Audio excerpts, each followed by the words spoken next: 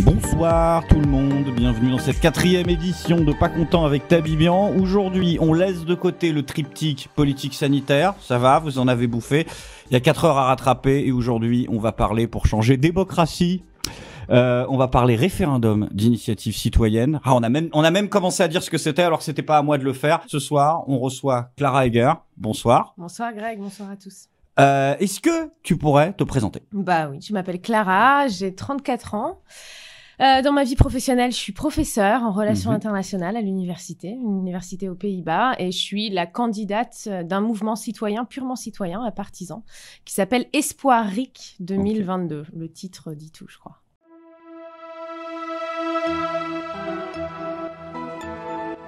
Je voulais commencer l'émission justement en te faisant réagir sur un petit commentaire, une phrase qui m'a été envoyée tout à l'heure par les équipes de fact-checker qui m'ont sorti une déclaration de 2019 d'Emmanuel Macron auquel j'avais jamais vu, dans lequel il déclare être réservé.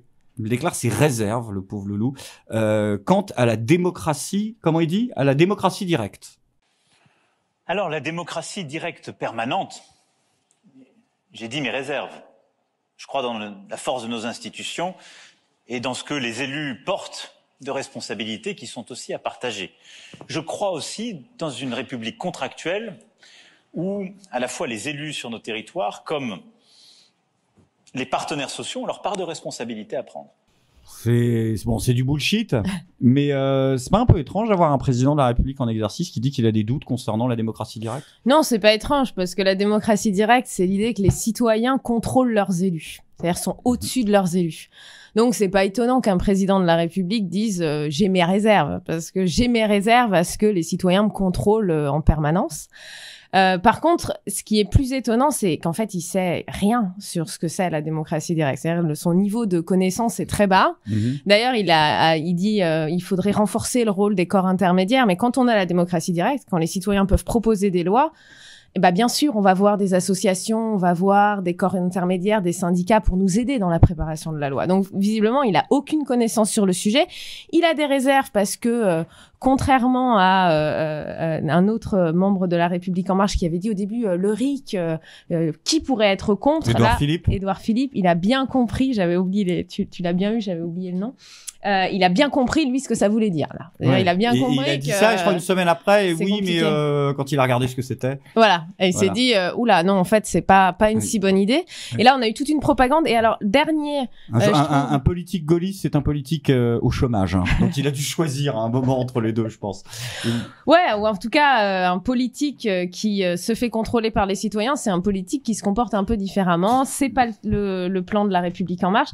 Et il dit à la fin quelque chose qui est intéressant à chaque fois. Franchement, quand on entend le mot délibération de la part d'un élu, ça veut dire je vais vous faire discuter dans une salle. Vous allez pas décider, hein. Vous allez discuter, vous allez passer un bon moment, on servira un peu d'apéro et ça ira très bien. Donc c'est vraiment on est sur quelque chose de super classique de ce qu'on entend aujourd'hui en France sur ce sujet, quoi. Que Macron avait préfiguré d'ailleurs parce que il avait dit lui-même. Il y a 2 mots qui sont apparus dans le discours politique qui étaient vraiment relativement absents, je trouve, du narratif politique. Avant la campagne d'Emmanuel Macron, c'est qu'il employait 2 mots qui, je trouve, caractérisent très bien le régime dans lequel on est, qui pour moi plus une démocratie, on pourra peut-être en parler. Il a parlé de démocratie participative, ce qui ne veut rien dire en soi, parce que le peuple participe pas, il exerce le pouvoir dans la démocratie. Donc ça, c'était pour justifier tout plus tard, tout son grand débat, ces machins-là. Et il parlait de gouvernance. Et c'est vraiment, je trouve, les 2 notions qui caractérisent le mieux l'état actuel de la Macronie. Ouais, alors il est pas le seul, hein. Je pense que ciblé aujourd'hui, tous les candidats, en fait, tous les responsables politiques ont tendance à dire quand les citoyens crient on veut décider, on vous dit non, mais on va vous faire participer, on va vous faire discuter. Nous, on décidera, mais vous allez discuter, vous verrez, c'est tout aussi bien. C'est-à-dire, et ça, c'est classique. À chaque fois qu'on a des citoyens qui demandent des droits, on a en face des intellectuels, des élites politiques qui disent non, on va vous proposer autre chose. Vous verrez, c'est tout aussi bien. Vous n'allez pas décider, mais on a plus d'un tour dans notre sac pour vous faire autre chose et perdre votre temps, en fait, principalement. Eh bien, du coup, toi, ce que tu proposes, c'est autre chose. Ouais. C'est le RIC. On le voit souvent, partout, sur les internets. Un peu moins à la télévision. Beaucoup moins à la télévision. Bah, question simple, du coup, est-ce que tu pourrais pallier, c'est quoi le RIC? Alors, nous, on propose, donc le RIC, ça c'est pour référendum d'initiative citoyenne. C'est quoi? Ouais, c'est très simple à comprendre. Aujourd'hui, dans notre pays, est-ce que tu sais combien de personnes ont le droit d'écrire la loi au doigt mouillé? Environ 1 millier. Voilà, 1000 personnes aujourd'hui ont le droit d'écrire la loi et on est plus de 40 millions d'électeurs. L'idée, c'est que chacun d'entre nous, toi et moi, nous ayons le droit demain d'écrire une proposition de loi et de la soumettre à votation par les autres citoyens à partir du moment où on a un certain nombre de soutiens d'autres personnes. Donc, on va écrire une loi, chercher des soutiens et la soumettre à votation. Et l'idée, c'est que à aucun moment, même si la loi ne plaît pas à des élus, ils peuvent pas reprendre en main le processus. C'est-à-dire, il y a vraiment les citoyens écrivent la loi de leur côté en compétition un peu avec le Parlement. Écrire la loi, ça veut dire beaucoup de choses. Ça peut être la loi ordinaire, les lois quotidiennes, et ça peut être une loi très importante qui est la loi constitutionnelle. Parce que la Constitution, c'est vraiment la loi, les normes les plus importantes du pays. Et c'est celles qui sont situées tout en haut de ce qu'on appelle la pyramide des normes. Donc, qui a la main sur la Constitution exerce le pouvoir suprême, en fait. C'est celui qui est capable de décider, par exemple, combien sont rémunérés les élus. Est-ce qu'ils ont le droit de faire plusieurs mandats? Est-ce qu'on veut introduire plus de lutte contre la corruption? Donc, on peut faire, quand on a ce pouvoir-là, on peut tout faire. En fait, on devient les patrons. Et nous, on défend ce RIC très particulier, ce RIC en or, qui fait des citoyens les patrons du système politique et qui fait vivre les élus avec la crainte permanente que ils prennent une décision qui déplaise aux citoyens et derrière, voilà, ils fassent face à un référendum. Ouais, aussi. Voilà, le RIC constituant est pas révocatoire, enfin il permet de révoquer des décisions, pas nécessairement des élus, mais une fois qu'on a la main sur la Constitution, on peut avoir un RIC révocatoire, un RIC abrogatif qui abroge des lois ou un RIC législatif, ça c'est pas un problème. Okay. Alors ça paraît comme un truc un peu farfelu pour beaucoup de gens, le RIC, ou en tout cas assez étranger à l'histoire de notre pays, pourtant ça devait y être. Parce que c'était dans le starter pack de si je dis pas de bêtises, de la Révolution française, puisque la Constitution de l'an 1 avait le RIC. T'es bien renseigné. Hein. Ouais, un petit peu. Et malheureusement, les souhaits démocratiques de notre ami Condorcet ne sont pas allés jusqu'au bout, puisque ça n'a pas été le cas. Mais est-ce que justement, dans l'histoire de France, c'est revenu un petit peu? Est-ce qu'il y a eu des politiciens de cette époque à maintenant qui l'ont proposé? Est-ce qu'il y a eu des gens qui ont trahi des promesses, qui sont arrivés à des élections en disant le RIC, je le promets? Parce que j'avais pas regardé cet aspect-là, moi. Est-ce qu'ils sont arrivés en disant le RIC et puis finalement ils l'ont pas fait? Donc est-ce qu'il y a eu des trahisons, des promesses électorales non tenues? Quels ont été les candidats qui ont défendu le RIC? Est-ce que cette idée, elle est revenue un peu dans notre histoire? Oui, alors elle a eu des moments forts dans notre histoire. Dans l'histoire récente, en fait, la demande de RIC, elle date des années 80 dans notre pays, 1904. Donc c'est vieux quand même. C'est pas quelque chose qui est très récent. D'ailleurs, en 93, tous les candidats à la présidentielle avaient le RIC dans leur programme. Ah ouais? Tu parles de promesses non tenues, oui. En 93, il y avait déjà la mention de la possibilité du RIC. En 2017, on avait des candidats qui étaient plus sur le RIC vraiment révocatoire, ça montait. Et alors aujourd'hui, c'est explosion, feu d'artifice, tout le monde là. Mais bon, on sait pas ajouter en petit caractère le RIC dans le programme, on sait pas par quelle modalité, c'est-à-dire combien de citoyens vont pouvoir, il faut être combien pour pouvoir soumettre une loi à référendum. Ça varie beaucoup selon les pays. Hein. On a des pays où en fait le nombre de soutiens qu'il faut avoir est si grand, c'est très facile pour les élus. Mais c'est le cas en France, non? Oui. Puisque je crois qu'il y avait une interview de Ségolène Royal qui avait été prise comme ça au piège, enfin pas au piège, c'est son travail, dans un couloir de l'Assemblée nationale, et on lui a demandé son avis sur le référendum d'initiative populaire. À ce moment-là, c'était populaire. Et elle a dit, il existe déjà. Ouais, c'était... Et elle est partie. Et donc, c'est quoi en France? Ils ont fait une semi-loi, c'est Sarkozy, je crois? C'est Sarkozy qui avait fait une loi, alors qui est mal nommée parce qu'elle s'appelle le référendum d'initiative partagée, qui est un dispositif mal nommé parce qu'en fait, l'initiative est parlementaire. C'est-à-dire un petit nombre de parlementaires peut proposer de soumettre une loi à référendum s'ils obtiennent le soutien de plus de 4 millions. C'est énorme, hein, 4 millions d'électeurs. En fait, 4 millions, c'est un seuil, on sait, dans tous les pays qui ont des seuils aussi gros, 10% du corps électoral, ça marche pas. Hein. Ça marche jamais.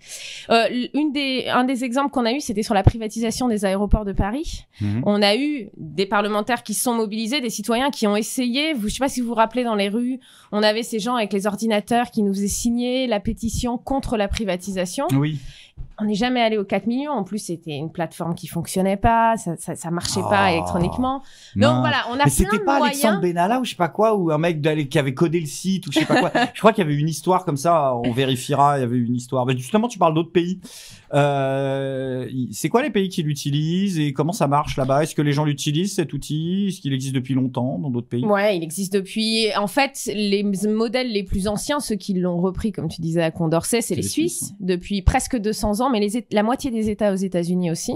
Alors comme ça paraît, les États-Unis l'ont pas au niveau fédéral, mais il faut bien comprendre qu'un État comme la Californie a bien plus de compétences que la région Île-de-France. Ça n'a rien à voir, en fait. Il a sa c'est propre... dur avec Anne Hidalgo. Il a sa propre constitution. Et en plus, c'était pas ciblé sur Hidalgo en particulier pour ce coup-là. Donc, on a 11 pays qui ont le RIC constituant, où il s'emploie beaucoup. Hein. Les gens votent très, très souvent. D'ailleurs, on a même un anecdote, les îles de la Micronésie, où tous les 15 ans, on demande aux citoyens s'ils souhaitent changer la constitution, en plus de leur donner la possibilité de le faire. Donc, on pose la question, qu'est-ce que vous voulez changer?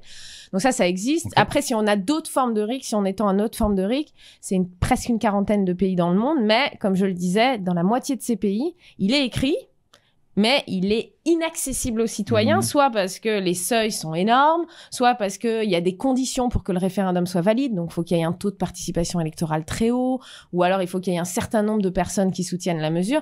Donc les élus ont plus d'un tour dans leur poche pour dire « Waouh, super le RIC, on va vous le donner, mais on va le rendre tellement inaccessible que vous allez avoir un outil qui sert à rien. Il fait joli dans une bouquet, mais il sert à rien. » Alors j'avais quelques petites questions pour préciser, parce que justement tu dis que tu proposes le RIC, tu n'es pas la seule. Et RIC constituant, je suis la seule. RIC constituant, tu es la seule? La seule et l'unique. Et je voulais justement avoir quelques précisions quant à ta vision du RIC, parce qu'on voit souvent ça comme quelque chose de transpolitique, mais assez rapidement on s'aperçoit que derrière toute proposition il y a quelqu'un avec ses idées politiques, avec ses convictions, et du coup il y avait des notions que j'avais envie de définir un petit peu. Tu parles souvent du corps électoral qui pourrait reprendre la main sur le pouvoir. Pour toi, justement, dans le cadre d'un RIC, ce serait qui? Ce sera les citoyens français ou ça inclut les citoyens français, hein, les étrangers résidant en France? Nous, on change pas aujourd'hui. Ce qu'on change, c'est l'idée. Nous, on s'est vraiment ciblé sur la mesure qui donne le plus de pouvoir aux citoyens. Ça, c'est le point 1. Et le deuxième point, c'est qu'on défend l'idée que ce ne sont pas aux candidats de définir les règles de décision. Imagine, tu joues à un jeu avec quelqu'un, toi, t'es celui qui te retrouve à jouer à un jeu, le gars dit « Attends, je te définis toutes les règles pour que ce soit moi qui gagne. » Donc nous, ce qu'on dit, c'est la loi électorale, on la touche pas. Les citoyens la changeront s'ils le souhaitent. Ça, il n'y a pas de problème. Ou les nouveaux parlementaires élus sous le contrôle permanent des citoyens. Nous, ce qu'on change, c'est vraiment, on introduit deux choses. La possibilité pour les citoyens d'écrire, de proposer des lois constitutionnelles. Et le fait que toute modification constitutionnelle doivent passer par référendum. Ce qui est censé être la voie normale dans notre pays. Mais le reste, on n'y touche pas. Ok. Donc du coup, toi, tu conçois un RIC uniquement national ou tu le conçois à l'échelle d'une ville, d'une région, d'un pays ou même de l'Europe? Même réponse. Nous, on le conçoit au niveau national, c'est-à-dire au niveau constitutionnel, le niveau le plus élevé, sachant qu'après, derrière, il y a plein de propositions qui existent sur des formes de RIC locales. Avec un gros problème dans notre pays, c'est que les communes décident plus de rien. Hein. C'est-à-dire, le seul RIC d'ailleurs que Emmanuel Macron était prêt à concéder, c'était le RIC local. Pourquoi? Parce qu'il a enlevé tellement de compétences aux communes que maintenant, c'est bien, on pourra décider si on met le pot de fleurs plutôt à gauche ou à droite de l'avenue principale de la ville. Ça change pas diamétralement. Ça va pas forcément changer grand-chose. J'avais une petite question aussi. Est-ce que l'on pourrait remettre en cause la loi européenne avec un RIC? Avec un RIC constituant. Et ça, je pense, c'est... Petite dédicace à la team Frexit qui est là ce soir. On vous salue. On lui fait une dédicace aussi. Elle est souvent avec tu les connais un petit peu? On les pratique un petit peu. On les pratique. Bah voilà, tu non, mais je les salue vraiment amicalement. Non, je pense qu'il y a, en fait, il y a une chose, cette phrase, pas de RIC sans Frexit. Oui. Elle est partiellement vraie. Elle est partiellement vraie parce que si on parle du RIC législatif, de la loi ordinaire, alors c'est vrai, si on dit RIC législatif et que les citoyens prennent une décision qui est contraire au traité européen, leur décision s'efface. C'est pas le cas pour le RIC constitutionnel. Et ça montre bien que même les gens qui demandent le Frexit, les candidats, c'est pour eux le RIC constituant, c'est pas possible. L'idée de donner ce pouvoir aux citoyens, ça n'existe pas. Donc, quand ils disent pas de RIC sans Frexit, ils disent, RIC législatif, oui, effectivement, c'est un problème. RIC constituant, non. Parce que la Constitution, aujourd'hui, elle est au-dessus des traités européens. Le problème qu'on a, nous, aujourd'hui, c'est qu'on la contrôle pas, la Constitution. Donc, on a des gouvernements qui décident de pousser l'intégration européenne sans nous demander notre avis. Ils peuvent le faire puisque, de toute façon, eux seuls décident d'écrire la Constitution. Quand on a la main sur la Constitution, alors on a la main sur les traités européens, alors on peut en sortir. Et l'Union européenne ne peut pas faire grand-chose que d'essayer de faire un petit peu de pression, mais de toute façon... On en reviendra au bras de fer, quoi. Voilà, on sera sur le bras de fer qui aura lieu, même s'il y a un Frexit dans tous les cas. Alors, tiens, tu vois, là, il y a ce livre qui traite sur la table. C'est notre premier invité qu'on avait reçu, Mathieu Slamart. Ça me fait marrer de revoir ce bouquin, justement. Ça me fait repenser à quelque chose une réflexion qu'on avait commencé à dérouler. Et je vais me faire un peu l'avocat du diable. Moi, j'ai été quelqu'un de très intéressé par le sujet du RIC. Je suis toujours, bien sûr. Un ami qui s'appelle Étienne Chouard, on en a beaucoup parlé. Et c'est vrai que là, on sort d'une période de Covid, avec 90% des gens qui sont favorables au confinement, avec une majorité des gens qui ont appuyé les mesures sanitaires, de fait. Et on est peut-être dans ces moments de l'histoire où je déteste citer Cohn-Bendit, mais le peuple se trompe. Qu'est-ce qu'on fait demain avec un RIC? Parce que c'est l'idée que défend Mathieu. Il dit il y aurait pas eu je suis assez d'accord avec lui. Il dit il y aurait pas eu ces mesures qui viendraient de l'État. La population française telle qu'elle est flippée aujourd'hui, ces mesures sanitaires seraient sorties de la société civile par elles-mêmes. Non, mais ça c'est. Et aujourd'hui, tu as assez de gens demain pour prendre un RIC et dire non, vaccination obligatoire, par exemple. Mais ça, bon, j'ai pas lu ce bouquin, hein, mais non, en tout mais cas, au-delà du bouquin, qu'est-ce qu'on fait? C'est une posture typique des intellectuels et des élites médiatiques, intellectuelles, politiques, de dire le peuple se trompe, le peuple est anti-liberté, on va être dans la dictature la plus totale. D'ailleurs, juste, ça a été le cas quand on a eu le droit de vote, le droit d'élire. Donc au début, voilà, les pauvres pouvaient pas élire des représentants. On entendait exactement les mêmes choses. Quand les femmes ont eu le droit d'élire, on entendait exactement les mêmes choses. Donc on est dans ce moment de l'histoire où on nous dit ah attention, la bête immonde, le totalitarisme. Moi, j'ai pas vu des gens manifester dans la rue pour demander plus de mesures Covid, des confinements plus durs ou le pass sanitaire. Par contre, j'ai vu des gens manifester pour demander le retrait du pass sanitaire, être complètement méprisés, parce qu'on a quand même eu un président qui a dit « je veux emmerder un maximum les non-vaccinés », alors que si on était dans un système démocratique, ces gens-là, ils auraient pu lancer une initiative. D'ailleurs, la pétition pour le retrait du pass sanitaire, elle a passé les 2 millions de personnes, donc elle aurait passé complètement la possibilité d'être soumise à référendum, et on aurait eu une discussion apaisée, et on aurait décidé de ce qu'on veut faire. D'ailleurs, c'est pas de la politique fiction, hein. Les Suisses ont voté, vont revoter encore sur la question de la vaccination. Ils ont voté 2 fois sur la loi Covid, 1 fois sur le pass sanitaire. Donc, quand on a cet outil-là, il existe. Et attention, une chose qui est sûre, on ne sait pas ce qui se serait passé, franchement, on avait eu cet outil-là. Enfin, moi, je le sais un peu. Mais une chose qui est sûre, c'est que nos gouvernements se sont plantés. Nos gouvernements ont fait des mesures, et la France en particulier, qui ont atteint un niveau tel de contrainte qui était bien plus fort au regard de la situation sanitaire qu'on avait en face de nous. Donc, ça fait partie de mon boulot, justement, de faire ce travail de veille sur les mesures de restriction des droits antidémocratiques, autoritaires dans le temps de Covid. La France a basculé, il faut le dire. La France s'est autoritarisée et ça n'a pas été sur une demande populaire. On a eu clairement on a eu un gouvernement... Moi, je le sais. T'as vu, franchement, est-ce que tu as vu des gens manifester dans la rue pour dire confinez-nous. Mais c'est un électorat qui manifeste pas. Ouais, mais le vote macronien, il manifeste pas, il est anti-gilet jaune. 80%. Toi, tu m'as parlé de 80%. 80%, ça veut dire que les gens, ils manifestent dans la rue. Je parle sur le confinement. Les gens, ils ont appuyé. Ah oui, mais on pouvait pas y aller. J'ai pas vu. On s'est mobilisé. Oui. On a eu des voix contraires. On a eu des mobilisations en ligne contre le confinement très très tôt, en fait. C'est ça qu'on a entendu. Et il y a vraiment eu un débat fort sur le fait de dire est-ce que notre gouvernement va pas trop loin. Mais regarde, par exemple, il y a 2 jours, on remet le pass vaccinal renforcé quand tous nos voisins européens relaxent complètement les mesures. On est dans un système, et ça, c'est pas sur demande populaire, clairement pas, quoi. Non, en ce moment, non. Mais au début, c'est ça que je voulais dire. Et justement, parler des gilets jaunes, ce serait sympa qu'on fasse une petite partie sur les gilets jaunes. Tu y as été ? Oui, ouais, j'y étais. Bah, j'y suis allée, moi. En fait, on a vécu un moment, on leur doit énormément aux Gilets jaunes, parce que grâce à eux, en fait, 90% des Français ont compris ce que c'était le RIC. Au début, on disait, bah, Oui. c'est quoi, c'est Les gens ne le savaient RIC? pas ce que c'était. Et puis, on a aujourd'hui 3/4, 75%, c'est gros, c'est stable. Je connais pas de mesures plus consensuelles, hein. C'est-à-dire qu'ils veulent le RIC. Et encore plus, nous, on a commandé un sondage, là, puisque justement, tu parlais. Les sondages, ça dépend toujours de qui pose la question, hein. Bien sûr. Celui qui pose la question maîtrise les réponses qui seront données. Et nous, on a posé une question qui est jamais posée, qui est de dire, est-ce que c'est quelque chose d'important pour vous, le RIC, pour décider de soutenir un candidat? Et là, il y a 6 Français sur 10, c'est quelque chose d'important. Et ça répond complètement aux propos des candidats, de dire « Oui, mais la démocratie, vous savez, les gens s'en foutent. Hein. Et ils aiment bien comme ça, mais ce qu'ils veulent, c'est bouffer. Hein. Donc, autant que vous leur donnez à bouffer et puis vous les amusez un petit peu. » Non, en fait, c'est grâce au mouvement des Gilets jaunes, on sait que c'est important. Et on a vraiment un mouvement de fond qui s'est mis en place. Moi, quand j'ai vu ça, j'ai dit « C'est génial, quoi. » En fait, c'est rare, un mouvement social qui se cible sur le cœur du problème. C'est-à-dire le fait que les règles du jeu politique sont complètement pipées dans notre pays et qu'on ne changera rien tant qu'on ne les change pas. Donc ouais, moi j'ai manifesté avec eux à partir du moment où le RIC est sorti. Mais c'était une demande, le RIC, c'est quelque chose qui était présent au départ chez les Gilets jaunes, ou c'est quelque chose que justement c'est vous qui les avez influencés avec d'autres personnes sur ces questions-là pour qu'ils en fassent leur cheval de bataille? Moi, ou je peux te raconter l'histoire. Bah, vas-y. Et d'ailleurs, tu as présenté un bouquin, on a écrit un bouquin de campagne qui est très court, qui s'appelle Pour que voter serve enfin.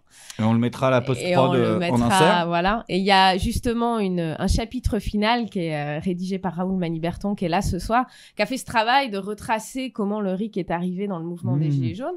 Et en fait, ce qui s'est passé, c'est que au début du mouvement des Gilets jaunes, il y avait un groupe de Gilets jaunes très actif à Saint-Clair-du-Rhône, autour d'une personnalité qui s'appelait Daniel Rodriguez, qui lui suivait beaucoup Étienne Chouard et a organisé en fait une conférence entre Étienne Chouard, qui était très visible sur les questions de démocratie, du fait qu'il faut écrire nous-mêmes les règles du jeu politique, Maxime Nicole, qui était très suivi, et Yvan Bachot et Léo Giraud, qui étaient des militants un peu... Yvan Bachot, c'est le militant historique, c'est lui qui a créé le mot de RIC. C'est grâce à lui qu'on parle de RIC alors que tout le monde parle de référendum d'initiative populaire. Le RIC, c'est Yvan. C'était quoi pourquoi justement avoir changé le truc? C'est je crois ça. C'est comme les Républicains, LR, c'est pour faire joli, pour changer un peu. Peut-être c'était. Non. Il fallait notre petite marque à nous et ça marchait puisque c'est devenu aussi. Puis ça met l'accent plus sur la citoyenneté que sur le peuple, ce qui est au niveau du narratif intéressant, peut-être moins à même de se faire attaquer en populisme. Parce que... Peut-être, je sais pas, il faudra lui demander. Ça, j'ai pas dit. Je sais pas pourquoi citoyen c'était si important pour lui.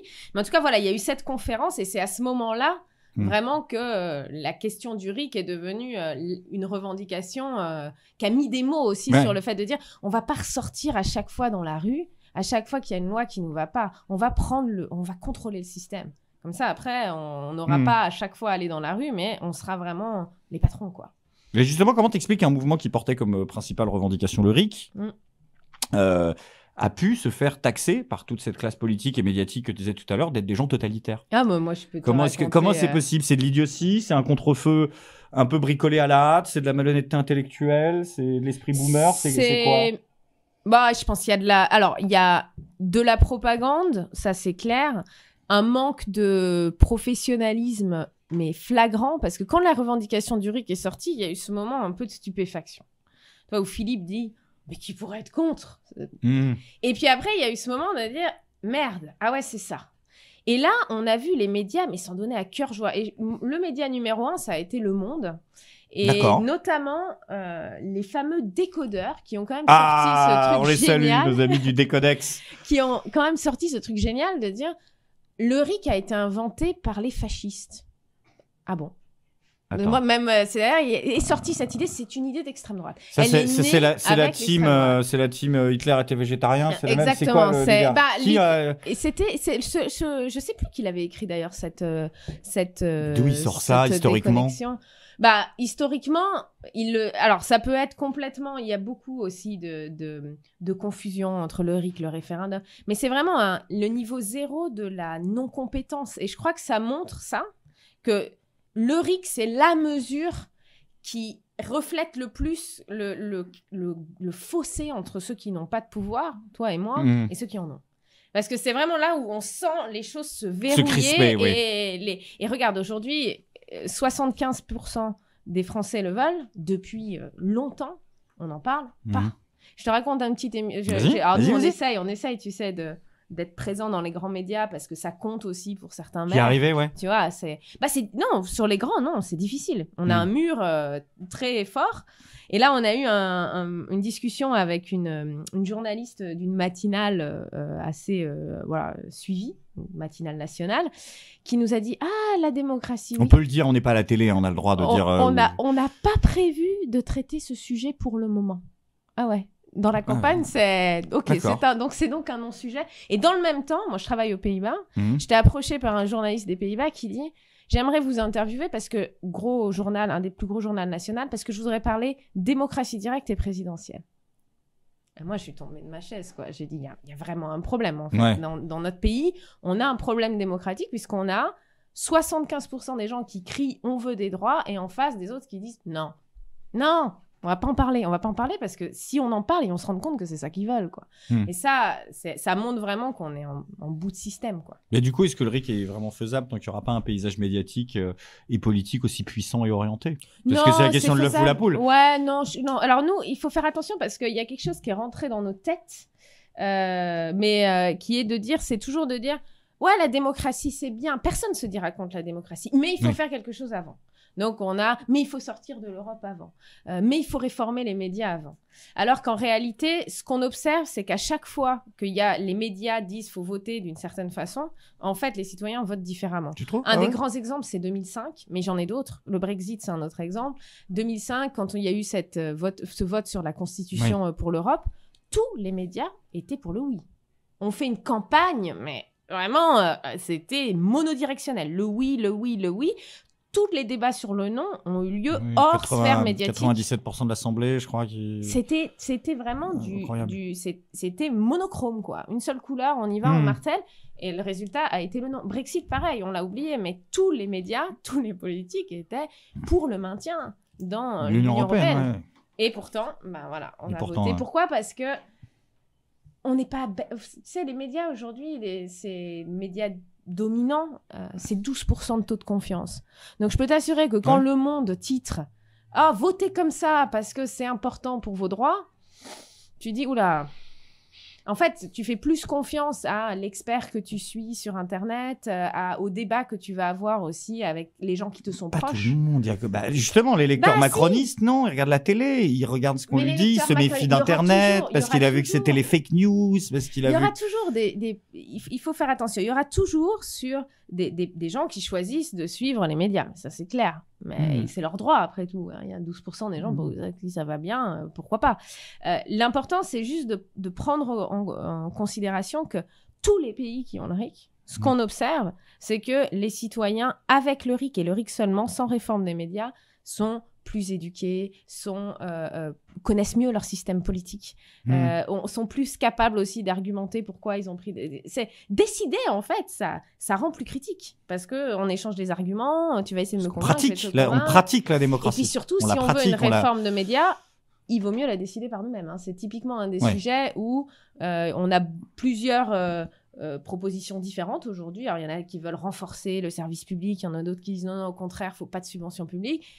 Ça, c'est typiquement une réforme. Elle est trop importante pour qu'elle soit décidée par quelques personnes à l'Assemblée ou le gouvernement, parce qu'aujourd'hui, maintenant, même l'opposition parlementaire ne compte plus rien.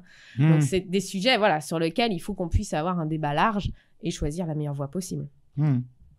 Tu citais beaucoup un sondage à 73% qui dit que les gens sont favorables, justement, et pensent que la question du RIC est centrale dans RIC constituant. Le RIC constituant. C'est plus haut pour le RIC en général. D'accord. Un petit peu plus haut, 75. Ok, donc en gros les 3/4. Ouais. J'ai envie de te dire, concrétisation dans les faits, Charlotte Marchandise 6e à la primaire, 3 listes aux dernières européennes RIC, 0,58% cumulé. Ouais, alors attention, encore une fois, dire RIC, ça veut rien dire. Comment on l'explique? Je dis pas que t'as tort, je dis il y a bien quelque chose qui se met sur la route à un moment entre cette volonté populaire et le bout de course, quoi. Alors déjà, la première chose, c'est que l'élection, on s'y trompe pas, on se rend bien compte que le président de la République dans notre pays a de plus en plus de pouvoir. Donc, la participation électorale, il y a une élection où elle bouge pas, voire elle augmente, c'est la présidentielle. Donc, traiter de ce sujet à d'autres endroits, c'est aussi typiquement un sujet pour la présidentielle, parce que la présidentielle, c'est les sujets de gouvernance démocratique, et le président, lui, peut soumettre une proposition de modification constitutionnelle à référendum. Donc ça, il faut voir un peu, moi ce que j'observe, tu vois, c'est que notre mouvement, il s'est créé il y a un peu plus d'1 an et demi, en décembre 2020. On est parti de rien. Je sais pas si t'imagines, on est parti de rien. Rien. D'ailleurs, on n'avait pas de parti politique derrière, on n'avait pas de capital médiatique, personne, et on avait choisi quelqu'un qui était très peu connu, moi, personne me connaissait, alors pas beaucoup plus de gens, mais quand même, aujourd'hui, on n'avait pas de capital économique. En 1 an et demi, on est devenu le mouvement citoyen, le seul avec le plus de parrainage. C'est-à-dire, on est devenu celui sans soutien médiatique fort, qu'avec des soutiens de militants, de bras, de personnes qui relayent, qui disent c'est ça qu'on veut, c'est ça qu'on veut.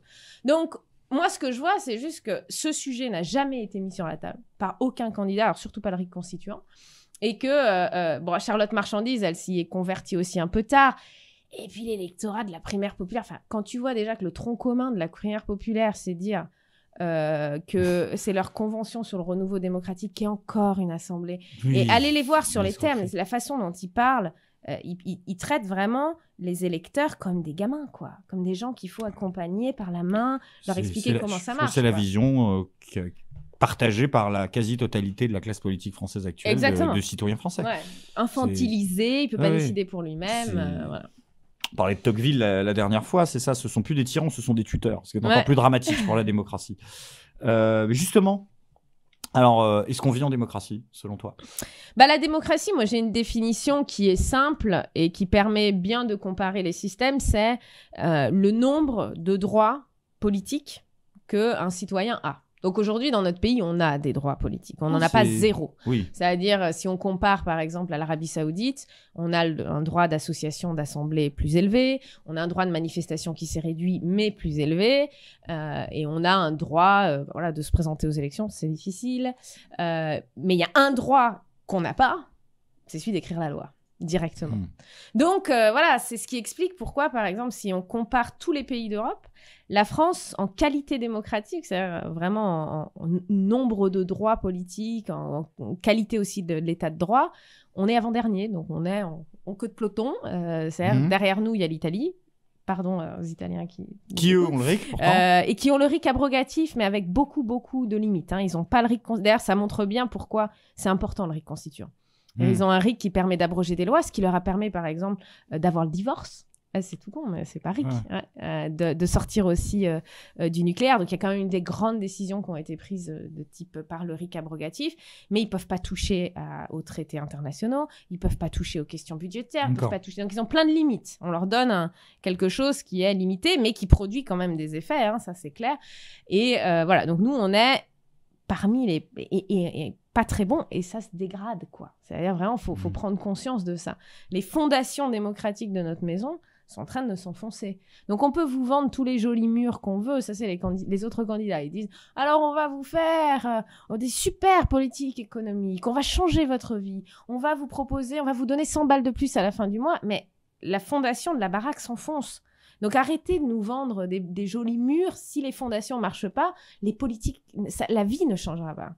Si on continue de voter pour des candidats qui s'engagent sur tout sauf à nous donner le pouvoir, bah, rien ne changera en fait. Parce que tant qu'on n'est pas les patrons, on n'aura pas de politique qui change la vie véritablement dans notre pays. Il faut qu'on soit tous bien conscients de ça, quoi. Ok. On va parler d'un autre sujet maintenant. On va parler de la présidentielle, plus spécifiquement. N'hésitez pas à poser vos questions. Alors, une question de Le Borgne qui me demande quel est l'impact des médias sur le RIC et inversement. C'est un impact. Alors, il y a des travaux sur on a fait comparer dans les pays l'impact des médias sur le RIC. Ce dont on se rend compte, c'est que aujourd'hui, comme je disais, hein, les citoyens sont pas idiots. Je crois que c'est vraiment la grande conclusion. Et que quand ils voient que les médias, c'est très lié en fait à la confiance qu'ils ont dans les médias. Les médias auxquels ils font confiance, aujourd'hui les médias pris au sens large, par exemple si toi Greg, tu fais une émission, on a le RIC, imagine on a le RIC demain, on doit voter sur la question, tu as traité la crise sanitaire, on doit traiter la question du pass sanitaire. Okay. Et toi tu fais une émission, les gens qui te font confiance, parce qu'ils ont vu que tu partages leur opinion, ils vont sans doute, tu vas avoir une influence sur eux. Parce que tu vas les informer et eux, ils te font confiance. C'est comme ça que ça marche. Donc, si on a des médias qui ont zéro confiance, bah, leur impact, il est zéro. Et d'ailleurs, c'est ce qui explique pourquoi, dans toutes les votations importantes, les gens ont plus fait confiance à des médias alternatifs qu'ils suivaient, parce qu'ils trouvaient que la qualité de l'information était bonne, qu'aux médias dominants. On vote toujours, en général, et c'est ça qui est beau avec le RIC, c'est qu'on n'a pas nécessairement besoin de s'informer, de tout comprendre sur le sujet. On a juste besoin de regarder un peu ceux à qui on ne fait pas du tout confiance. Donc, par exemple, que dit le gouvernement sur ce sujet ? Ah, ou alors, imagine une votation sur le pétrole et Total dit « Non, oulala, c'est très dangereux ». Tu dis « Oula, ouais, ok, d'accord ». Eux, le fait qu'ils se positionnent, le fait que les médias vont faire campagne, vont aussi rendre extrêmement visible ce qu'ils défendent politiquement et vont permettre aux citoyens de choisir, contrebalancer. Et ça arrive, ça, tout le temps. Après, c'est vrai que dans les pays où il y a le RIC, on a aussi des lois sur la question des médias qui sont bien meilleures, en fait. On a un souci pour notamment le poids des groupes financiers dans les médias, la pluralité des points de vue. Je crois qu'en Angleterre, ils sont en train de s'apercevoir de ça après les élections américaines et l'entrisme des GAFA, tout ça. Ils ont commencé à s'apercevoir qu'il fallait faire des lois pour limiter l'impact des médias, parce que ça va leur retomber sur la gueule à un moment ou un autre. Il y a une question de Turok. Alors, en quoi ne pas voter fera progresser le RIC concrètement ? Je ne comprends pas cette question. Ah, mais est-ce que c'est la question de s'abstenir, je crois? Oui, c'est de ça, l'abstention. plutôt... Quel est ton avis sur l'abstention? Alors... Parce que tu es candidate à une élection, donc... Ouais, parce que moi, je suis candidate. Moi, j'ai pas rêvé, hein. Je me suis pas dit, tiens, oh là là, super. Mon objectif dans ma vie, c'est d'être candidat à une élection. Je me suis juste dit, il y a des sujets qui fâchent. Et si nous, citoyens, on pose pas sur la table des sujets qui fâchent, et on est là pour dire aux élus, le cirque a assez duré là. Maintenant, vous pouvez pas faire semblant qu'on n'est pas là. Et d'ailleurs, ça se voit, depuis qu'on a été qu'Espoiric est candidat, on a des candidats qui disent « Qu'est-ce que vous voulez Ah bon, le RIC constituant, on va en parler aussi. » Ils sont un peu... On arrive un peu... On met le bazar, quoi, dans leur petit jeu. Donc nous, on s'est dit ça. On s'est dit... Cette stratégie-là, il faut la tenter, il faut aller mettre la pression et il faut poser les sujets qui fâchent et rappeler qu'on ne peut pas quand même faire semblant que dans notre pays, il n'y a pas de citoyens et ils ont le droit de rien faire. Donc moi, je l'ai dit, hein, s'il n'y a aucun candidat qui est pour le RIC constituant et qui reprend la proposition, moi je m'abstiendrai parce qu'à un moment donné, c'est logique aussi. Moi, je n'ai pas envie de voter pour des candidats qui me proposent rien qui change véritablement ma vie. Mais l'abstention, le problème, c'est que on la fait parler comme on veut. Aujourd'hui, les gens font dire ce qu'ils veulent à l'abstention. Puisque quand on s'abstient, on ne dit pas clairement. Donc, mettez si vous voulez défendre le RIC, et probablement Espoiric ne sera pas présent à cette élection, parce que c'est très dur d'avoir les parrainages, vous pouvez mettre un bulletin Espoiric si vous voulez. Comme ça fait dire à l'abstention quelque chose. Ah bah oui, parce que tu es candidate, non pas à la présidentielle, tu es candidate à la candidature. Exactement. Puisque c'est ce qu'on appelle le principe des 500 signatures. Alors, pour l'instant, vous êtes à 16 parrainages validés. Exactement. Ce qui fait donc 4 de plus que Nicolas Miguet. Et ce qui fait donc 15 de plus que Florian Philippot, puisque j'ai appris aujourd'hui donc que Florian Philippot se retirait de la course à la présidentielle parce qu'il n'avait eu qu'un parrainage. Il n'a fait qu'un seul parrainage. Donc vous avez occupé, on va dire, 15 Philippot. Justement, en unité de mesure, voilà, ça se calcule en Philippot. Justement. Philippot, Asselineau, Roussel, Mélenchon, Marine Le Pen, Taubira, Jadot et Hidalgo proposent le RIC à ces élections. Oui, toujours, comme je dis, en petit pourquoi ne pas les rejoindre? Pourquoi leur RIC, il est pas bon? Déjà, qu'est-ce qu'ils proposent les uns les autres un petit peu si tu as regardé là, je pense. Non, mais j'ai regardé. Le problème, c'est que j'aimerais bien savoir parce que ils parlent du RIC. Oui. On ne sait pas quel droit, quel pouvoir il va donner aux citoyens. On sait celui qu'il ne donnera pas. D'ailleurs, on sait que le pouvoir constitutionnel, c'est non. Ça, il n'y a aucun candidat à l'heure actuelle qui propose, à part toi, le pouvoir constitutionnel au peuple. Non. Et on le sait parce qu'on les a tous... Même Mélenchon. Mélenchon, ce qu'il propose, c'est... Même Philippot. Et on les a tous contactés parce que nous, tu penses bien, quand on est un mouvement comme ça qui se présente à une élection... notre objectif, c'est aussi de faire de la pression, en étant là, d'obliger à ce que nous, on a écrit notre proposition de loi, vous pouvez aller la voir, vous pouvez voir comment ça marcherait, le RIC constitutionnel, si on arrivait au pouvoir. On a le calendrier, et on l'a mis en première promesse. Nous, c'est les 3 critères qui, pour nous, feraient qu'on considère qu'un élu prend des mesures de façon crédible. Parce que, bon, on va pas non plus, on n'est pas prêt à se faire rouler dans la farine. Donc, on veut, première mesure, la priorité des priorités, un calendrier qui lance le référendum au lendemain de l'élection, et on veut voir le texte. Parce qu'on veut pas se faire flouer. Comme tu veux pas te faire enfler. On veut pas se faire enfler. On veut pas se faire... Là-dessus. Alors, on a eu des gens. On a eu Nicolas Dupont-Aignan qui a vu, qui a un peu paniqué parce qu'il a vu la multiplicité des candidatures. Et il a dit OK, le RIC constituant, d'accord. Après, on a dit, et alors, il est où dans le programme? Plus de réponse. Bon. Ah. Il n'est pas là. Le réseau. On a eu Charlotte Marchandise. Bon, maintenant, elle a perdu la primaire populaire. Elle se rallie derrière Taubira, pour qui le RIC constituant... Enfin, Taubira, c'est quand même, il faut le dire, c'est celle qui a mis dans la loi ordinaire l'état d'urgence. Donc, en tant que démocrate, c'est pas non plus l'exemple le plus haut. Et puis le reste, voilà, on n'a aucun candidat qui va à ce niveau-là. Et ils disent juste, j'aime le RIC. Mais comme je te disais, en 93, ils disaient déjà, j'aime le RIC, en fait. Donc... il faut aujourd'hui, nous, le fait qu'on soit toujours là, ça veut dire qu'il n'y a aucun candidat qui a repris aucun. Et là, c'est déjà une réponse. Moi, je trouve que rien que le fait de savoir que les médias veulent pas en parler. C'est pour ça que je m'amuse dans cette campagne. Je raconte ce qui se passe. Je raconte ce que disent les élus quand on les contacte et qui disent ah non, ça vous êtes non, ah non. Ou alors des élus qui disent ah oui, l'idée c'est intéressant, mais moi je veux faire ce que j'ai envie de faire en fait. Donc voilà. Et parfois de bonne foi en fait, parce qu'ils croient vraiment à ce qu'ils veulent faire. Et voilà. Donc on n'est pas aujourd'hui, personne ne propose de donner aux citoyens le pouvoir suprême d'en faire les patrons. Tu viens, t'en tombes pas de ta chaise, je suppose. Hein, mais en tout cas, voilà, même dans certains mouvements citoyens, c'est pas clair. Il y a des gens qui défendent d'autres choses ou qui sont prêts à... Donc c'est important qu'on soit là. Et les 16 parrainages, c'est pas beaucoup. J'aime bien dire que c'est plus qu'Asselineau en 2012 parce que la prochaine élection, il a pu. Mais ça montre que parti de rien comme capitale, on a réussi ça. Et c'est pas fini. Donc voilà, si vous avez des maires à contacter, c'est le moment. Faudra pas, dans 15 jours, regretter d'avoir pas harcelé son maire et de ne pas lui avoir dit alors, pouvoir des citoyens, vous en pensez quoi? Il y a des maires qui font ça, qui font des mini-référendums dans leur commune pour dire voilà, le candidat qui gagne parmi vous, je lui fais mon. Ouais, alors ça, parrainage. c'est. Oui, on a eu même un maire qui nous a envoyé son parrainage en disant vous avez été tiré au sort. Bon, merci. D'accord, ah ouais, bon, c'est sympa. Voilà, non, c'est. Les maires, ils ont aussi le devoir de. Faut arrêter de dire. Ouais, mais on rend leur signature publique. Eh quelle ouais, saloperie, mais bon, ce sont des personnalités publiques aussi. Je veux dire, à un moment donné, on n'a pas de mal dans notre pays à culpabiliser les gens qui votent pas en disant ah c'est un devoir, des gens sont morts, des gens se sont battus pour que tu puisses avoir ce droit. Et quand est-ce qu'on dit au maire, excusez-nous, ouais, maître maire, c'est des emmerdes. Désolé, mais c'est du pouvoir que nous, citoyens, on n'a pas. Si on pouvait nous parrainer directement des candidats, il n'y aurait pas de problème ce qu'ils ne le fassent pas. Aujourd'hui, ils s'assoient juste sur un pouvoir qu'ils ont et que nous n'avons pas. Et dans un contexte où on dit oh l'abstention, ma bonne dame, c'est terrible. À un moment donné, il faut prendre ses responsabilités aussi sur ce sujet. Au-delà de cette question de parrainage, c'est la loi de financement des partis politiques qui font que maintenant les subventions dépendent des résultats aux élections. Est-ce que ça, c'est pas... je vais avoir ton avis là-dessus. Et est-ce que tu ne penses pas que c'est en fait la mort du militantisme?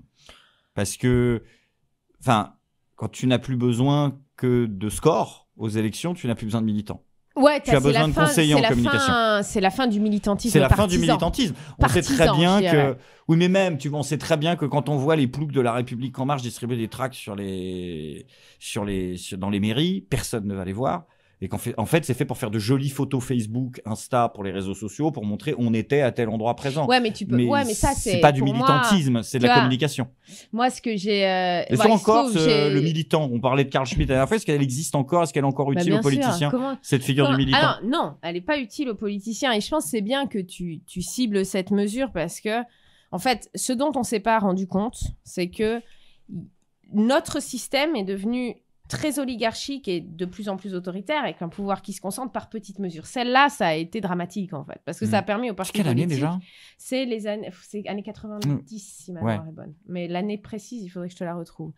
Et ça a permis en fait aux partis politiques de devenir vraiment des machines à gagner les élections. C'est-à-dire, et d'ailleurs, ça se voit, on a les partis politiques qui se présentent à toutes les élections. La présidentielle, c'est un bon exemple. Aucun des candidats à la présidentielle, visiblement, à part nous, naïfs que nous sommes, n'ont pris le soin de lire la Constitution pour voir quels étaient les pouvoirs du président.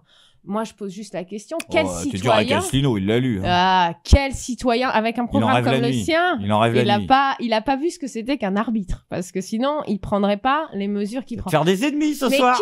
Qui d'entre nous... Moi, la question que je pose, c'est qui d'entre nous se présenterait à une offre d'emploi en lisant pas la fiche de poste? Alors, t'as un emploi de magasinier, et t'arrives et tu dis, moi, je vous propose que je vais faire de la musique. Je vais jouer de l'orchestre.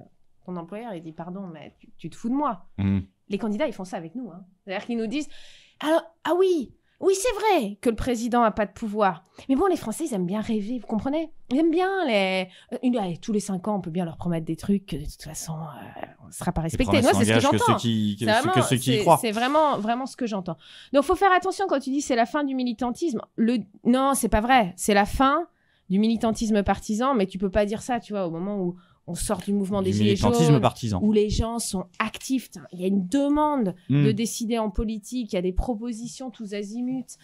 Le militantisme, il n'est pas mort. Le militantisme partisan, il a du plomb dans l'aile. Mais voilà, si les Gilets jaunes avaient fait un parti politique, ils raflaient la mise. Hein. Ils étaient à 14% d'opinion favorable. Enfin, ils avaient un vivier de personnes aussi sur ce sujet. Mais je comprends et je respecte le choix qu'il ne l'ait pas fait. Je comprends les risques aussi d'avoir une élite partisane qui se crée, quoi. Alors justement, on va faire une petite pastille pour terminer, si ça te dit. J'ai un questionnaire à la con, un questionnaire de bot macroniste. Donc je vais te dire tout simplement en fait les contradictions, puis tu te défendras, que probablement Marie Verdier-Jouclas ou autre Claire Aupetit pourrait probablement t'adresser si un jour tu l'avais sur les plateaux. C'est tout ce que je te souhaite. Donc Clara, vous êtes pour le RIC, vous êtes donc populiste. En fait, je crois que je suis la seule non populiste dans cette élection. C'est le populiste, ça a une définition très précise maintenant. C'est celui qui parle au nom du peuple, qui dit le peuple veut ci, le peuple veut ça. Alors tous les candidats le savent. Hein. C'est-à-dire, on a aujourd'hui un peuple qui peuvent pas parler. Les citoyens peuvent pas parler, mais par contre, on les fait parler comme des marionnettes. Ah, ils veulent ça, ils veulent le frigo. Donc non, si c'est cette définition, je suis la seule candidate non populiste. Après, si tu reviens à la racine, les populistes aux États-Unis, c'était ceux qui luttaient pour les droits des citoyens, les droits civiques. C'était un mouvement très civique. Alors moi, je me rejoins. Alors, si tu choisis la deuxième option, oui. Mais la première, telle qu'on l'entend aujourd'hui, non, moi, je suis la seule à dire... Quand on me dit, alors, la dernière fois, j'étais avec Tadei dans Interdit d'interdire, qui me dit, alors, que veut le peuple? J'en sais rien. Je sais pas. Et tous ceux qui sont là à le dire, en fait, il est silencieux, il peut rien dire lui-même. On le saurait. Poser cette question, ça montre déjà que notre démocratie, elle marche pas. Parce que si les gens pouvaient faire des propositions, s'exprimer, décider, on ne se poserait pas la question de ce qu'ils veulent, quoi. Alors, deuxième question. On va essayer. Question LREM. On va faire la question Marlène Schiappa, du coup. Mais du coup, est-ce que dans les défenseurs du RIC, il y a des antisémites? Bien sûr. Il y a des antisémites, des conspirationnistes, des gauchistes, des marxistes. En fait, le RIC, il est défendu par tous ceux... Il y en a qui peuvent aller ensemble. Il y a des islamo-gauchistes, on va tous les trouver. Le RIC, en fait, ce qu'il faut comprendre, c'est que le RIC a été défendu par tous ceux qui n'avaient pas le pouvoir. Tous ceux qui n'arrivaient pas à défendre leurs idées par les voies classiques des partis. Donc, on a eu les anarchistes, les marxistes, les socialistes, les catholiques, les protestants, tous ceux qui sont... Et demain, si Macron perd le pouvoir, les macronistes de Paris seront les plus grands défenseurs du RIC, parce qu'ils se rendront bien compte que, n'ayant plus le pouvoir, il leur faut quelque chose. C'est l'outil de ceux qui n'ont pas de droit et subissent. Et c'est pour ça que c'est une idée qui est belle, qui mérite d'être défendue. Troisième question, du coup. Mais si vous êtes pour le RIC, c'est que vous voulez le retour de la peine de mort? Avec le RIC, on aurait certainement aboli la peine de mort en 36. C'était justement, à l'époque, c'était dans l'opinion, en fait, on avait une majorité aussi sur la force du mouvement ouvrier de citoyens qui étaient contre la peine de mort. Il y avait eu une proposition à l'Assemblée. Elle a été retoquée par le Sénat, parce que le Sénat a jamais été très progressiste. Donc, si on avait eu le RIC en 36, on n'aurait pas eu la peine de mort. Ça, c'est typiquement ce que j'appelle les arguments épouvantails. C'est-à-dire le fait de dire, tiens, ça... En fait, ce qu'on observe, c'est que tous les pays qui ont le RIC... Voilà, tous les pays qui ont le RIC, d'ailleurs, c'était Condorcet qui disait ça, il disait... Les meilleurs défenseurs des droits individuels, c'est ceux qui subissent les décisions potentiellement arbitraire. Donc, il faut donner aux citoyens vraiment ce RIC constitutionnel, parce que c'est ce qui nous donnera protection des droits de tous, quoi. Mais si vous mettez en avant le RIC, vous allez détruire l'Europe. Ah bah non, moi ce que je souhaite... Vous voulez la guerre, c'est ça? Vous voulez la guerre avec l'Allemagne? J'ai encore un peu à progresser. Hein, t'aurais pu faire mieux, t'aurais pu faire plus... Avec la Russie ou un truc. Oui, avec la Russie, voilà. Exactement. Et avec les antisémites aussi. Voilà. Non, je crois qu'aujourd'hui, ce qui va tuer l'Europe l'Union européenne, c'est le fait qu'on ne puisse pas débattre sur ces sujets. Un des exemples, c'est nos voisins, enfin c'est pas nos voisins, mais nos amis irlandais votent sur les questions européennes très souvent parce qu'en fait, leur gouvernement ne peut pas appliquer les traités européens s'il n'a pas le soutien, une votation. Il ne peut pas passer par la voie parlementaire. Il faut qu'ils se soumettent à une votation populaire. Eh bien, les Irlandais, ils ont toutes les clauses de sortie qu'ils veulent. C'est-à-dire, ils ont une Europe à la carte, dessinée pour eux, taillée pour eux. Taux d'opinion favorable à l'Union européenne, 80%. C'est-à-dire, ça fait pas de sujet. Et la guerre, alors là, par contre, sur la guerre, non, on a rigolé quand même sur l'Ukraine, mais là, on est quand même dans une situation où on a... moi, j'en parle parce qu'il se trouve... La politique étrangère, ça fait partie de ce qui m'intéresse le plus. C'est ce que je fais. Refera d'ailleurs, c'est ce qu'on disait tout à l'heure, une émission, parce que tu as beaucoup étudié la question des ONG en Afrique et de comment elles marchent. C'est un sujet qui, je pense, pourrait intéresser beaucoup de gens, qui est peu abordé. Moi, j'ai bossé beaucoup sur l'intervention militaire au Kosovo de l'OTAN. Moi, en ce moment, je flippe, hein, parce que ce que je vois, c'est qu'on a l'OTAN qui dit « nous sommes prêts, oh, la ligne rouge est franchie et qui vraiment cherche... Parce que c'est Poutine qui a attaqué aujourd'hui. On va se faire embarquer dans... une intervention militaire dont on a aucunement décidé, mais c'était le cas pareil. Nous n'aurons pas de Villepin, il n'y aura pas de Villepin cette fois-ci pour débouler, faire le héros. Et moi, j'ai pas envie, je veux pas que mon avenir, en plus... dépende d'un héros. Dépende de Villepin. J'aimerais pouvoir quand même, sur des sujets aussi importants que d'envoyer des militaires français se faire dézinguer, j'aimerais pouvoir quand même que les citoyens décident si oui ou non on soutient ça, quoi. Hein. Alors du coup, la dernière, et ensuite on fait vite fait quelques questions, on fait les questions du chat. Le RIC, c'est pas le retour du plébiscite plutôt que du vrai vote? C'est le contraire. Le plébiscite, c'est... Alors le plébiscite, elle aura pas dit le mot. Un mot mal... pas très bien choisi. On parle aussi de référendum d'initiative gouvernementale. C'est l'idée que des élus soumettent à référendum des propositions. C'est très populaire dans l'élection qui s'ouvre aussi. On a plein de candidats qui disent « je soumettrai à référendum une série de mesures ». Référendum d'initiative citoyenne, ça n'a rien à voir, puisque c'est l'idée que c'est pas parce qu'un président le décide, dit « oh bah là-dessus, j'aimerais bien savoir ce qu'il pense qu'on a le droit de voter ». C'est parce que nous, citoyens, avons décidé que ce sujet-là était important que nous allons voter. C'est une décision qui part vraiment par le bas et on n'est pas là à attendre peut-être que dans sa grande bienveillance, le chef de l'État nous demande notre avis sur un sujet. Non, c'est l'idée, c'est de dire non, nous, on décide par nous-mêmes des sujets les plus importants et les parlementaires, ce qu'on attend d'eux, c'est qu'ils bossent pour nous. Donc ils vont continuer à bosser. Techniquement, ce sont nos employés. Et voilà, ce sont nos employés. Mais il n'y a pas que, hein, il y a aussi tous ceux qui représentent un service public. Ils font ça au nom des citoyens et donc ils doivent travailler à leur service. Donc on veut revenir sur un système politique, alors, ça paraît révolutionnaire mais c'est quand même bête comme chou, où ils travaillent au service sous notre contrôle permanent. Ouais. Alors on va passer aux questions, on va les faire rapidement. Tu prends une minute par question si tu veux. Merci à Tobira Forever pour ton don. Qu'en est-il dans les milieux académiques? Sont-ils plutôt démocrates? Les choses avancent-elles sur ce sujet-là ou pas? C'est... démocrate au sens du soutien du RIC, non. Dans leur grande majorité, non. Mais pourquoi? Parce que, vous savez, il y a une déformation professionnelle dans les milieux universitaires. C'est que on est prof, donc on pense que les gens peuvent pas se passer de nous. On dit, il faut les éduquer. Si on laisse les gens décider, nous, on va servir à quoi? Non. Mais il y a des personnes, alors je fais du placement, mais... l'universitaire sur la question de la qualité des systèmes démocratiques, celui d'ailleurs qui a écrit la proposition de loi qu'on porte article 89, c'est Raoul Manibertan, vous pouvez aller voir tous ses travaux. Lui, son dada, c'est comment on peut faire en sorte que les citoyens aient le plus de pouvoir possible. Je vous invite à aller voir. Merci à Blue Marilyn pour ta question et pour ton don, pardon. Clara, merci pour votre intervention. Connaissez-vous Purpose, une plateforme visant à lier Sénat et citoyens sur des propositions de loi? Si oui, ne serait-il pas une légère avancée pour changer progressivement les choses de l'intérieur? Alors, moi, je crois pas. Il reste 3 questions Alors, après. je la connais, cette plateforme, et je vois les bonnes intentions d'où elles partent. Le problème, c'est que on change pas un système progressivement. Ce qu'on observe, c'est autre chose. C'est-à-dire l'idée de créer plus de consultations entre les élus et les citoyens. C'est sympa, mais au final, c'est pas ça qui compte. C'est pas qu'ils discutent entre eux, c'est que les citoyens décident vraiment. Et du coup, là, c'est un outil qui fait autre chose, c'est-à-dire qui permet de créer plus de liens entre les élus et les citoyens. Mais sur la décision, il change rien. Et tous les systèmes, faut pas se tromper. Et là, je reprends encore à Raoul la métaphore du ski. Je sais pas si t'as déjà essayé de faire du ski.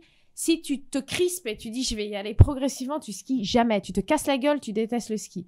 Et la démocratie directe, c'est pareil. Tu te mets face à la pente, tu descends et tu vas adorer parce que tu vas voir qu'en fait, ce qui se passe, tu vas jamais tomber, tu vas pas te faire mal, tu vas gérer, tu vas vite te mettre en chasse-neige quand ça va trop vite. Et c'est ce qui va se passer avec le RIC. Les systèmes progressifs, c'est des systèmes où t'es bloqué en fait. T'as un RIC local, t'as un truc tout pourri et t'es bloqué.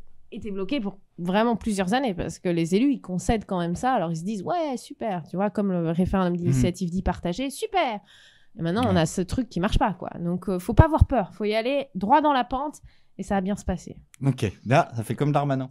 Merci à Anne-Lille pour ton don. Bonsoir Greg, vraiment intéressant ce format niveau RIC. De quelle manière compte-t-on organiser ces référendums? Serions-nous prêts à utiliser les technologies? La manière, en fait, moi, il se trouve que je travaille dans un pays qui a eu le RIC abrogatif et qui a beaucoup utilisé des plateformes de signature en ligne. En fait, c'était très populaire.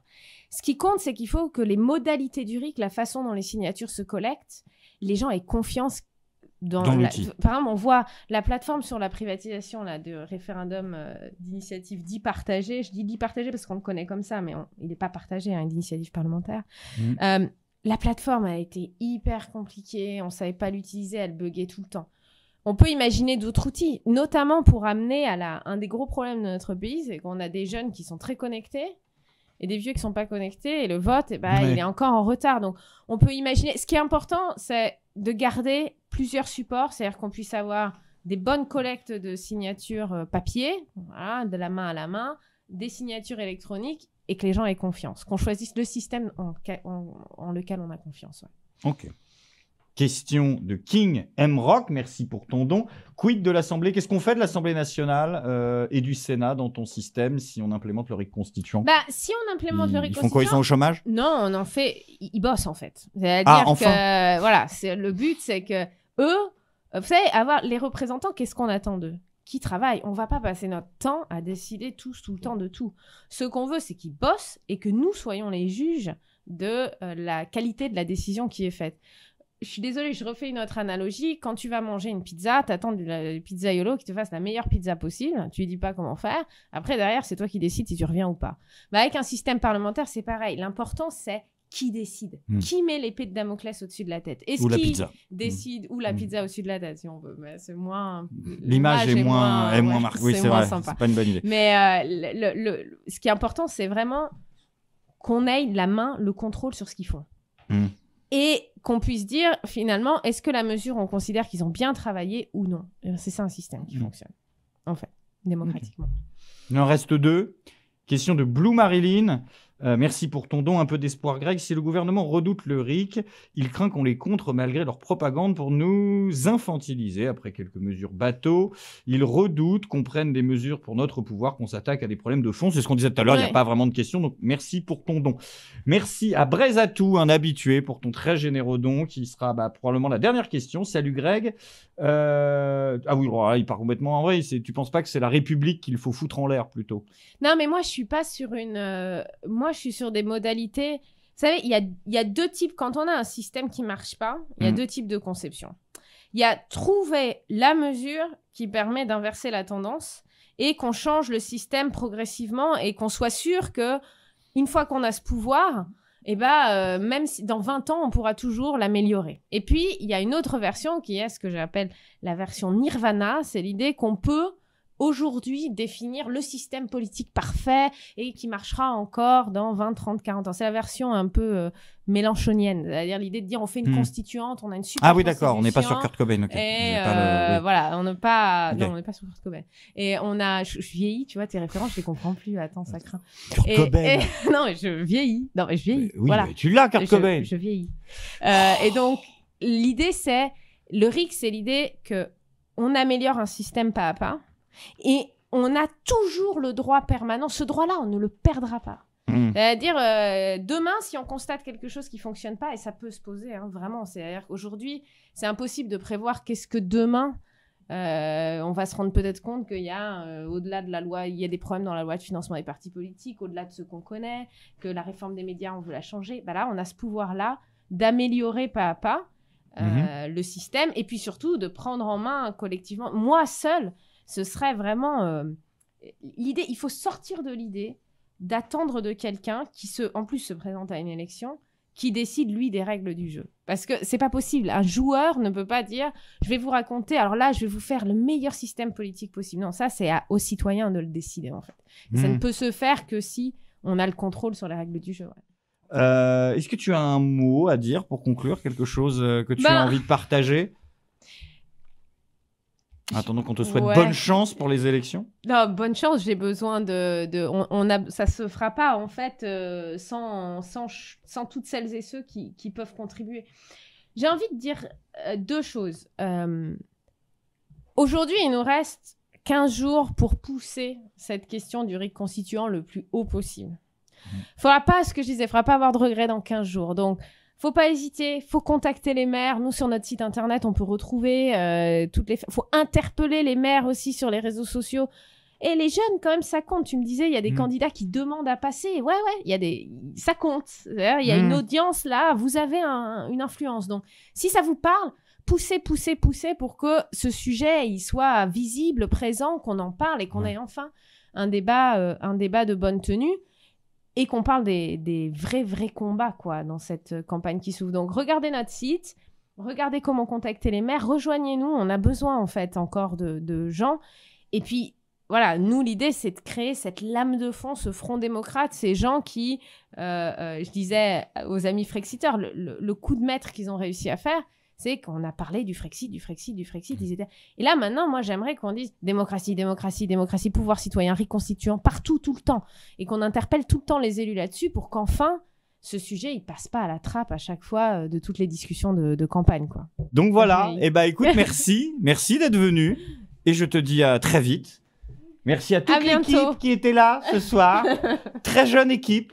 Très jeune équipe. La relève.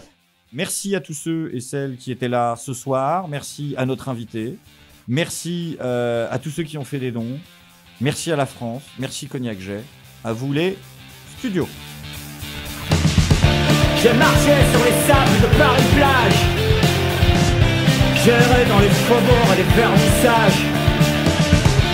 J'ai bordé des barbituriques pour marcher.